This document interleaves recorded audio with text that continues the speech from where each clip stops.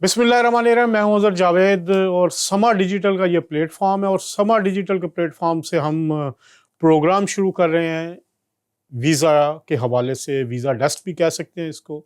Immigration के बारे में जो मालूमात हैं उस पर बात करेंगे और हमें ज्वाइन किया करेंगे बरतानिया के मारूफ वकला बैरिस्टर्स और उनसे हम आपको लेके देंगे रहनुमाई। वीज़ा बरतानिया का कैसे हासिल किया जा सकता है, बरतानिया आने के लिए क्या क्या रिक्वायरमेंट्स हैं, चाहे वो विज़िट हो, स्टूडेंट हो या वर्क वीज़े के लिए या इन्वेस्टमेंट। तो आज का जो प्रोग्राम है वो हम स्टार्ट करेंगे विज़िट वीज़ा के हवाले से। और विज़िट वीज़ा के लिए क्या क्या रिक्वायरमेंट्स होती हैं, लोग कई कन्फ्यूजन का शिकार होते हैं और डॉक्यूमेंटेशन मुकम्मल ना होने की वजह से वीज़ा रिजेक्ट हो जाता है। इसमें क्या क्या अवामिल होते हैं, किन किन चीज़ों का आपको ख्याल रखना होगा, कौन सी ऐसी चीज़ें हैं अगर वो आप लगाते हैं, डॉक्यूमेंट लगाते हैं, जिसका फ़ायदा नहीं बल्कि नुकसान होता है।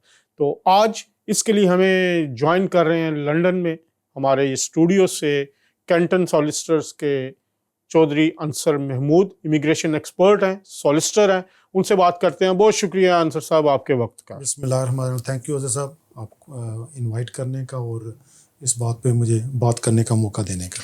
अंसर साहब, पाकिस्तान से लोग बरतानिया आना चाहते हैं और एक आज से नहीं आना चाहते, ये तो कायदे आज़म भी आए थे, दूसरे हमारे लीडर्स भी आते रहे। बड़ा पॉपुलर डेस्टिनेशन है और लोगों का ख्वाब होता है कि जी एक दफ़ा हमने लंदन ज़रूर जाना है।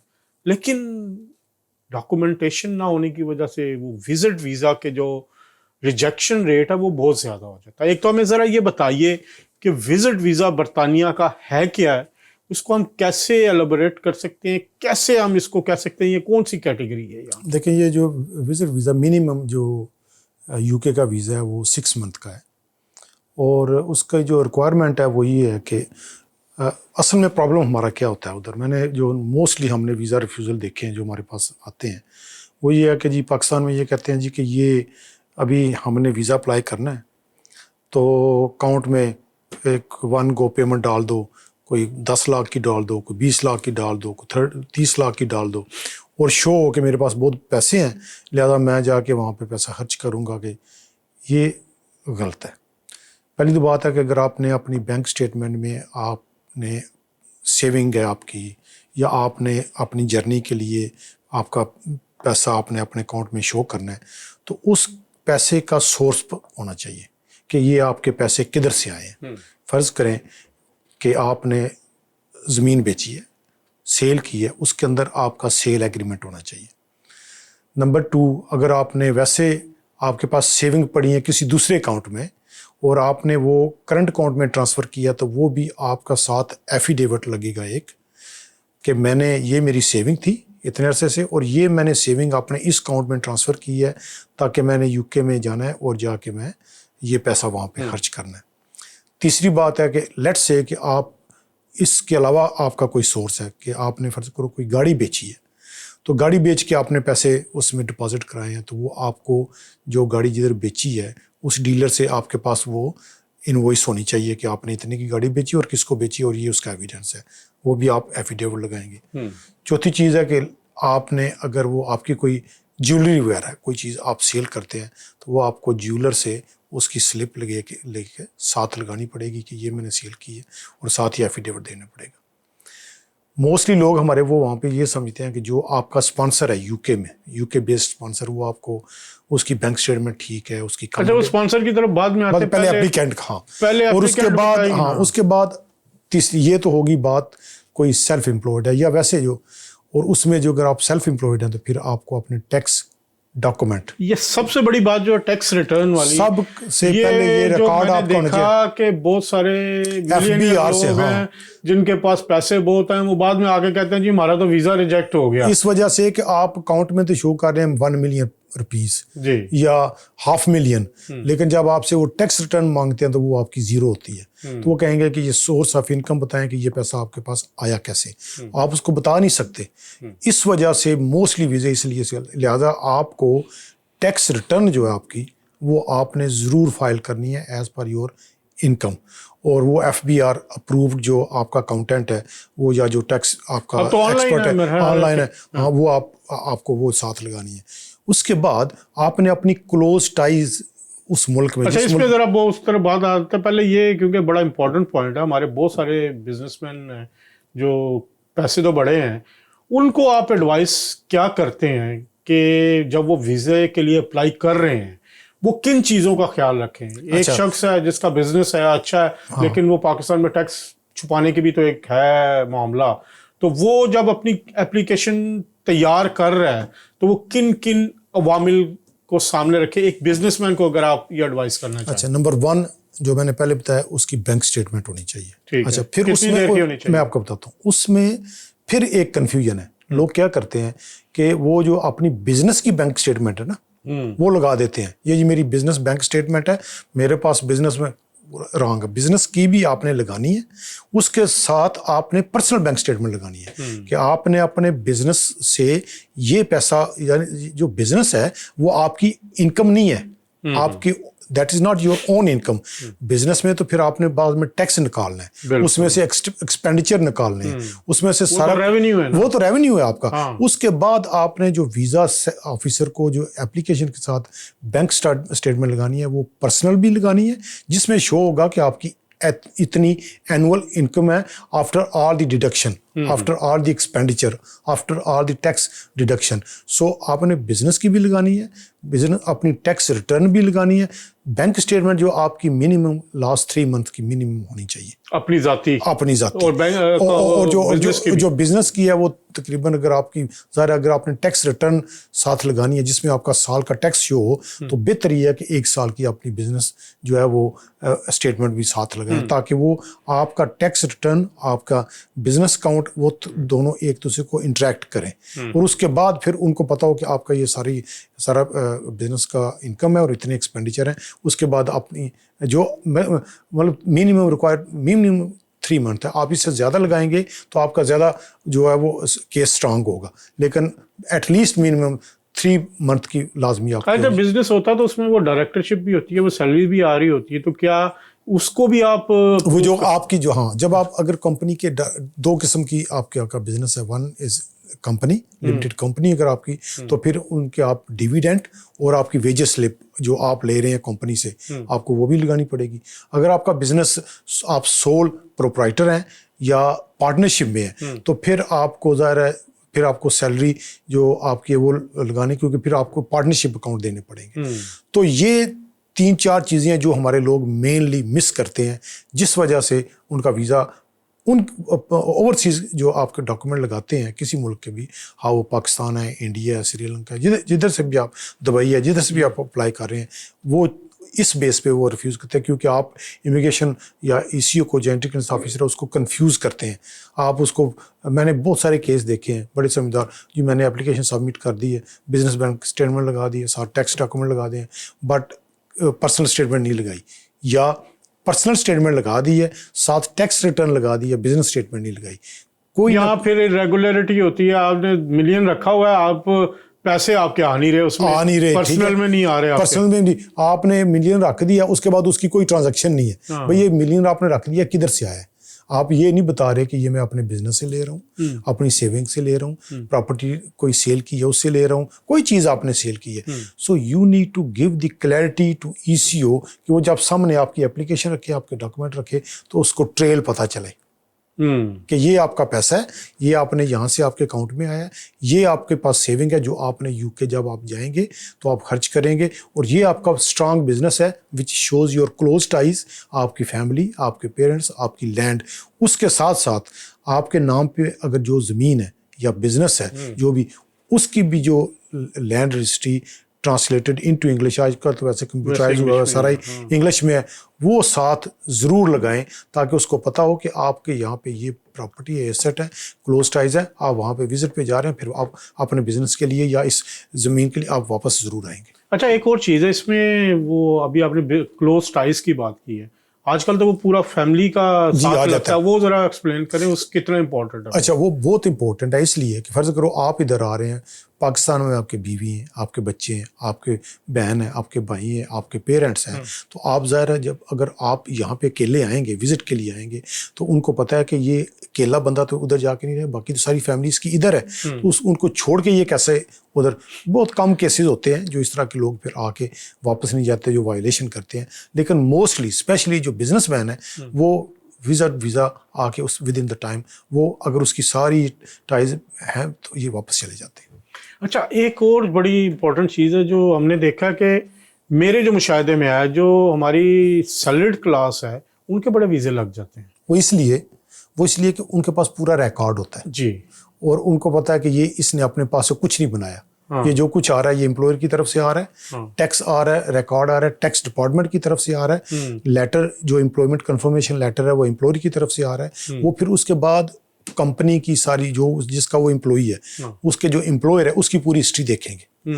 वो अगर वो क्रेडिबल है, हिस्ट्री उसकी ठीक है, और वो उसको फौरन वीज़ा देते हैं। वो दे डोंट सी कि इस बंदे की इनकम 50 लाख है या 50,000 है। बिल्कुल उनको पता है ही इज़ कमिटेड, इसका एम्प्लॉय ठीक है और इसने वापस आ जाना, इसकी जॉब अच्छी है, परमानेंट जॉब है, इतने से जॉब है, तो वो इसलिए उनको कोई वीज़ा लेने में प्रॉब्लम नहीं होती।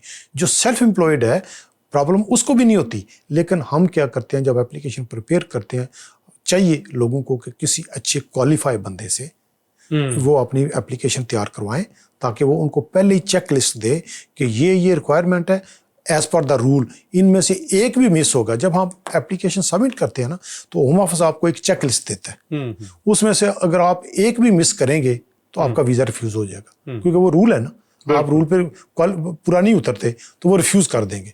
इसलिए ये बड़ा इम्पोर्टेंट है कि आप एप्लीकेशन सबमिट करते वक्त इन चीज़ों को सबसे पहले देखें कि मैं जो इमिग्रेशन जो रिक्वायरमेंट है उनको मैं पूरा करता हूँ। और ये कोई इतनी बड़ी रॉकेट साइंस नहीं, सिंपल चीज़ है। अब अगर आप बिजनेस कर रहे हैं तो आपके पास तो सारा कुछ, आजकल तो सारा चीज़ें डिजिटल हो गई हैं, ऑनलाइन है, हर चीज़ आपको आसानी से मिल सकती है। अच्छा, अब विजिट वीज़े में भी दो आगे कैटेगरीज हैं कि एक आप सियाहत के लिए आ रहे हैं घूमने फिरने, और एक बिजनेस के लिए आ रहे हैं। तो ये तो चले हो गया टूरिज्म के लिए। जो बिजनेस के लिए लोग आते हैं वो एक विजिट वीज़ा सी क्लास जिसको कहते हैं, हाँ। वो भी 6 मंथ का मिनिमम होता है। उसमें आपको ये है कि आप आके इधर जो यूके, अगर आप किसी के साथ मीटिंग्स करना चाहते हैं, बिजनेस मीटिंग, तो आप बिजनेस मीटिंग कर सकते हैं, सारा कुछ कर सकते हैं। उसको बिजनेस उसके लिए क्या क्या बताना पड़ता है जी कि मैं बिजनेस कैटेगरी में आ रहा हूं? उसमें फिर आपने बताना होता है कि मैं बिजनेसमैन हूँ, मैं शॉर्ट टर्म्स के लिए विजिट कर रहा हूँ। उस विजिट के दौरान मैंने मेरी इस एरियाज में या इन कंपनी के साथ मेरी बिजनेस मीटिंग है, तो वो मीटिंग्स की कंफर्मेशन दिखानी पड़ती है साथ। मतलब अगर आपके 2-3 मीटिंग्स हैं, तो आप उनको दिखाएंगे कि मैं इधर मीटिंग करूंगा, और उधर जाके अगर इसी रिलेटेड मुझे कोई और भी किसी साइड से अगर मुझे इनविटेशन आती है तो मैं वो भी अटेंड करूंगा। तो वो आपको 2-3 एटलीस्ट बताने पड़ते हैं, और शायद उनकी तरफ से आपको इनविटेशन भी जाता है कि जी आप इस कैटेगरी में हम इंटरेस्टेड हैं, वेदर इन पाकिस्तान इन्वेस्टमेंट करने या एक जॉइंट एडवेंचर के वाले से, कंसोर्शियम के वाले से, तो आप इधर आएँ, हम आपके साथ डिस्कस करना चाहते हैं। तो वो आपको दिखाना पड़ेगा। लेकिन जब आप यहाँ पे आते हैं, अगर वो कहते हैं जी इसी रिलेटेड एक लिंक्ड और किसी के साथ भी मीटिंग करनी है, तो वो आप उधर से, तो वो भी आप कर सकते हैं। आप बेशक आपने वो वहाँ पे नहीं बताया। अच्छा, इसमें बिजनेस वीजे पे क्या आप सेलिंग बाइंग भी कर सकते हैं? कुछ नहीं, आप मीटिंग अटेंड कर सकते हैं, उनके साथ एक एग्रीमेंट कर सकते हैं, रेवेन्यू नहीं कर सकते। नो, MOU कर सकते हैं, साइन सारा कुछ कर सकते हैं, लेकिन वो सेलिंग बाइंग नहीं कर सकते। ये उसकी कंडीशन है। अच्छा, अब आ जाते हैं स्पॉन्सरशिप पे। जी, लोगों के जहन में ये है कि जी सपोज किसी जी मेरे भाई ने या मेरे कज़न ने मुझे स्पॉन्सरशिप भेज दिया है, तो अब तो मेरा तो वीज़ा पक्का लगे ही लगे। तो स्पॉन्सरशिप रिक्वायरमेंट्स क्या होती हैं कि जो यहाँ पे बैठा शख्स स्पॉन्सर कर रहा है किसी को, उसकी क्या ऑब्लिगेशंस हैं, उसका क्या तरीकाकार है, वो कैसे कर सकता है, इसके बारे में ज़रा बताएं। अच्छा, अगेन उसमें मैं ये भी कहूँगा कि जो स्पॉन्सर है यहाँ पे भी, जैसे आपने कहा कि उधर से सैलरी लोगों का वीज़ा ज़्यादा जल्दी लगता है, स्पॉन्सर भी अगर कोई एम्प्लॉई है, ठीक है, उसकी वो उस पर ज़्यादा आसानी होती है जो अगर कोई सेल्फ एम्प्लॉयड किसी को स्पॉन्सर करता है। उसमें यह है कि उसकी सैलरी एटलीस्ट 3 मंथ की सैलरी स्लिप, 3 मंथ उसके की bank statement, letter from the employer, accommodation. अब जब अकोमोडेशन आप करते हैं तो अकोमोडेशन के लिए आप बेहतर है कि उसके साथ एक इंस्पेक्शन रिपोर्ट बनवा लें। वो किधर से बनती है? लोकल काउंसिल से बनवा लें। अच्छा, ये बड़ी इंपॉर्टेंट पॉइंट है। वो किस लिए होती है? वो मैं बताता हूँ आपको। सर्वेयर से बना लें या लोकल स्टेट एजेंट से बुला लें। लोकल कोई सोलिसिटर है वो भी बना सकते हैं। विजिट करते हैं आपकी जाके प्रॉपर्टी। आपने फर्ज करो कि आप घर में 4 लोग रह रहे हैं, आपका घर लेट्स से 3 बेडरूम है या 4 बेडरूम है, तो आपने फैमिली मेंबर 2 फैमिली मेंबर आपने स्पॉन्सर करने हैं, बुलाने हैं इधर। तो वो इंस्पेक्शन रिपोर्ट और वो जाके विजिट करेगा, आपका घर देखेगा कि is this house is good for the cohabitation, यानी जो बंदा आ रहा है उसके इधर रहने के लिए ये घर जो है कंजस्टेड तो नहीं हो जाएगा। क्योंकि आपने उनको अगर घर में रखना है तो उनको 2 बंदों को आपने एक डबल बेडरूम देना है। बिल्कुल। तो वो रिपोर्ट बना के देगा कि अगर ये बंदा विजिट पे आता है तो इनके पास they have the sufficient accommodation to accommodate the person who is visiting them. तो वो अपना एक नंबर 1। नंबर 2, स्पॉन्सरशिप डिक्लेरेशन आप देंगे। अच्छा। उस डिक्लेरेशन के अंदर आप लिखेंगे कि 2-3 चीज़ें कि मेरी जॉब इस लेवल की है, मैं ये मेरा जॉब टाइटल है, इतनी मेरी सैलरी है, इतनी मेरी अकोमोडेशन है, और तीसरी चौथी बात जो मेन है वो मैं अंडरटेकिंग देता है कि ये जो विजिटर आ रहे हैं ये विजिट करके मुझे और मेरी फैमिली को विद इन द टाइम ये वापस जाएंगे, और अगर कोई ब्रीच होती है तो I am responsible for that. अब उसमें वो सारा देखेंगे, जब वो अपना जॉब टाइटल, एम्प्लॉयमेंट और हाउस अफोर्डेबिलिटी वो सारा देखेंगे। फर्ज करो अगर एज ए टेनेंट रह रहे हैं तो आपको टेनेंसी एग्रीमेंट और उसके साथ वही इंस्पेक्शन रिपोर्ट, स्पॉन्सरशिप डिक्लेरेशन वो देना होगा। अगर आप घर के ओनरशिप आपके पास, तो आपको लैंड रजिस्ट्री का जो ऑफिस कॉपी है वो या मॉर्गेज का डॉक्यूमेंट देना होगा अपनी ओनरशिप जो है वो दिखाने के लिए। तो वो ये रिक्वायरमेंट है उसके लिए कि आपको डिक्लेरेशन देनी है कि ये जो बंदा आ रहा है ये इसका मैं रिस्पॉन्सिबल हूँगा। मोस्टली क्या होता है कि आप कहते हैं कि नहीं जी वो बंदा जो है वो वहाँ से जो आ रहा है financially he is a sound, वो खुद अपने आप को फाइनेंशियली अकोमोडेट करेगा। However I will provide them the accommodation, only accommodation. Therefore अगर फिर भी उसको इधर किसी वक्त कोई ज़रूरत पड़ती है, फाइनेंशियल ज़रूरत पड़ती है, तो आई attach my bank statement with I have the sufficient savings. 3,000, 4,000, 5,000 अगर आपकी सेविंग है तो दैट इज़ सफिशिएंट। तो अगर उनको ज़रूरत पड़ती है तो I can financially accommodate them. So this is the satisfactory जो आप रिक्वायरमेंट उनकी पूरी कर रहे हैं। अगर आप सेल्फ एम्प्लॉयड हैं, अगेन वही कि फिर आपने अपने अकाउंटेंट से अपने अकाउंट्स देने हैं 1 साल के, उसके साथ अपनी बैंक स्टेटमेंट देनी है और अपना बिजनेस का बताना है कि मैं ये करता हूँ और ये मेरा बिजनेस एड्रेस है और इतनी मेरी एनुअल इनकम है। जो आपके अकाउंट या SA 302 जो टैक्स रिटर्न आप सबमिट करते हैं वो आप साथ, यानी स्ट्रांग अगर आपने केस बनाना तो उसकी ये रिक्वायरमेंट है। अगर आप एम्प्लॉयर और अगेन मैं वही करूँगा कि आप स्पॉन्सर पे फुल रिलाई ना करें। स्पॉन्सर मोस्टली सारे उनकी सारी रिक्वायरमेंट ऑलमोस्ट ठीक होती है। जो सेक्रेटरी ऑफ स्टेट या एंटी करप्शन ऑफिसर देखता है वो एप्लीकेंट की अपना देखता है सारा कुछ कि बस तेरा ठीक है, I am satisfy on your sponsor, लेकिन आप बताएं कि आपके पास क्या है जो मुझे सेटिस्फाई करने के लिए है कि आप जाओगे और वापस आ जाओगे। अच्छा, इसमें अगर एक शख्स है वो यहाँ पे है, वो जॉब कर रहा है, वो अपनी पेरेंट्स को बुलाना चाहता है जी, तो उसके लिए बेस्ट रूट क्या होगा? क्योंकि यहाँ पे बहुत सारे लोग अपने पेरेंट्स को विजिट पे बुलाना चाहते हैं, तो उनके लिए क्या एडवाइस होगी आप?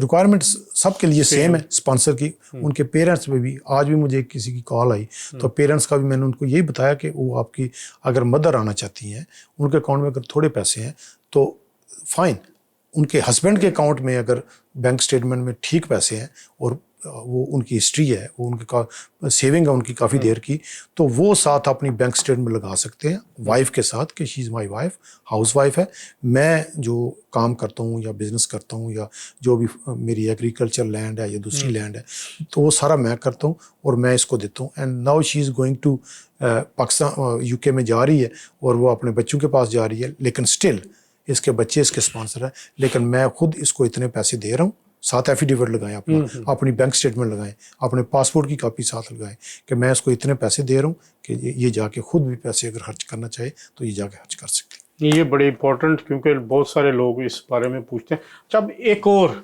स्पॉन्सरशिप अगर किसी के पास नहीं है, कोई विजिट के लिए आना चाहता है, तो होटल बुकिंग्स या इसमें क्या एहतियात करनी चाहिए? जो आप अपना एकोमोडेशन का प्रूफ देते हैं या आपने यहाँ घूमना फिरना है, उसके लिए क्या? अच्छा, उसमें बड़ा इजी है कि आप यहाँ से होटल की रिजर्वेशन लें, किसी भी वेबसाइट किसी भी वेबसाइट जाके होटल बुकिंग करें, उसकी डेट बताएं उनको, अपनी ट्रैवल टिकट बताएं उनको, और उसके साथ अपनी बैंक स्टेटमेंट और अपने सारी टैक्स रिटर्न वो सारी साथ सबमिट करें। अगर आप सेल्फ एम्प्लॉयड हैं, अगर आप एम्प्लॉई हैं तो अपनी pay slip, bank statement, employer का लेटर, साथ जो होटल रिजर्वेशन और साथ टिकट वो लगाएं और आप वो ट्रैवल कर अप्लाई कर दें। अच्छा, इसमें एक बात ये बताइए कि क्या जब वो अप्लाई कर रहे हैं, टिकट साल लगानी चाहिए रिजर्वेशन करके, या जब वीज़ा मिल जाए तो तब बुकिंग करवाएं? कई दफ़ा मोस्टली मेरी एडवाइस होती है कि आप बेहतर है कि आप जब होटल की रिजर्वेशन आपने की है, साथ टिकट भी आप करवा लें। ठीक है। उससे उसी हवाले से कि आपका एस्टिमेट टाइम जो है वो वीज़े का, कि आप शायद इस वक्त मतलब आपको इतनी देर में वीज़ा लगे, ना भी लगाएं टिकट तो कोई ऐसी बात नहीं है। लेकिन मैं वैसे कह रहा हूँ कि अगर वो पूरा एक प्लान देना होगा, एक पूरा प्लान देगा, देख जी ये मेरे इतनी देर की मैंने अपने एम्प्लॉयर से, जो उसका एम्प्लॉयर है उससे मेन चीज़ है कि उसको एनओसी भी ले, उससे जॉब का एनओसी भी ले, वो भी साथ लगाए कि उसने ऑलरेडी इस डेट से लेके इस डेट तक है, और उसका वीज़ा, उसकी टिकट इस डेट से लेके इस डेट तक है, उसकी होटल रिजर्वेशन इस डेट से लेके इस डेट तक है। देयरफॉर इसलिए समझे कि ये जेन्युइन विजिटर है, सारा कुछ इसने अकॉर्डिंगली प्लान किया हुआ है, और इसने अपनी हॉलीडे भी ली हुई है, एनओसी लिया हुआ है, बैंक स्टेटमेंट है, पे स्लिप है, होटल रिजर्वेशन है, फ्लाइट है, सारा, तो वो इजी उसको टिकट। अच्छा, एक और चीज़ होती है अंसर साहब, बड़ी ये कि वीज़ा लग गया, बंदा ट्रैवल भी कर गया, हीथ्रो एयरपोर्ट पर रुक जाता है। जो इमिग्रेशन ऑफिसर जब पूछता है जाना कहाँ है, कौन कौन सी जगह तुमने मार्क की हुई है, विजिट करने आए, उनको पता ही कुछ नहीं होता। हाँ, तो वो ये कितना, क्या वीज़ा लगना गारंटेड एंट्री होती है, या ये इमिग्रेशन ऑफिसर जो हीथ्रो एयरपोर्ट या किसी भी एयरपोर्ट पे बैठा है उसका इख्तियार होता है? नहीं, वीज़ा जो एंट्री जो है ना, वो आपकी गारंटेड एंट्री नहीं होती। वो जो इमिग्रेशन ऑफिसर बैठा है, अगर वो आप पे सस्पिशियस हो जाता है, वैसे आपसे सवाल पूछता है कि आप किधर किधर जा रहे हैं, और आप वहाँ से आए हैं जी कि मैंने यूके की ये जगह देखनी है, और आपको ये पता नहीं है कि मैंने जाना किधर है, आपने प्लान नहीं किया हुआ, या आप कहते हैं कि जी मेरा यहाँ पे दोस्त है, उसने मुझे कहा था कि आप यहाँ पे आ जाएं, आगे सारी चीज़ें मैं तुम्हें दिखाऊंगा, या मेरा कोई फैमिली मेम्बर है वो कहता है कि आप यहाँ पे आ जाएं, मैं सारी जगह दिखाऊंगा। और अगर ऐसी बात नहीं है और वो खुद कहता है कि मैंने यूके को देखना है, विजिट करना है, तो फिर उसको पूरी उसकी तैयारी होनी चाहिए कि मैंने अगर लंदन देखना है तो कौन कौन सी जगह देखनी है, और अगर मैं एडनबरा जाना है, ग्लासगो स्कॉटलैंड जाना है तो मैंने क्या देखना है, उस मैनचेस्टर जाना है तो उधर मुझे कौन सी चीज़ पसंद है, लिवरपूल जाना है, जो जगह उसको उसके जेहन में होना चाहिए, पूरा एक प्लान बना के आना चाहिए। और सेकंड, अगर वो कई चीज़ें भूल जाता है तो वो कहता, अगर उसका कोई इधर जानने वाला कोई रिश्तेदार, कोई दोस्त भाई है, तो कहता बाकी डिटेल में मुझे वो विजिट कराए। तो ये बड़ी इंपॉर्टेंट चीज़ है, वीज़ा लग जाना ही काफ़ी नहीं है, यहाँ आके एक बड़ा मरहला इमिग्रेशन ऑफिसर को मुतमिन करना होता है कि आप जेन्युइन विजिटर हैं और आ रहे हैं, और जिस मकसद के लिए आ रहे हैं उसके बारे में आपको आगाही है। हमारे लोग समझते हैं आप वीज़ा लग गया, आप जाके उधर बैठ जाएंगे, फिर सोचेंगे कि क्या करना है क्या नहीं, लेकिन तैयारी पूरी कीजिए। अब आखिर में मुझे अंसर साहब एडवाइस ये करें, हमारे जो नाजरीन हैं, जो हमारे लोग सुन रहे हैं, कि विजिट वीज़ा एक दफ़ा 6 महीने का लग गया, फिर उसके बाद कहते हैं 2 साल 5 साल, उसका क्या तरीक़ाकार होता है?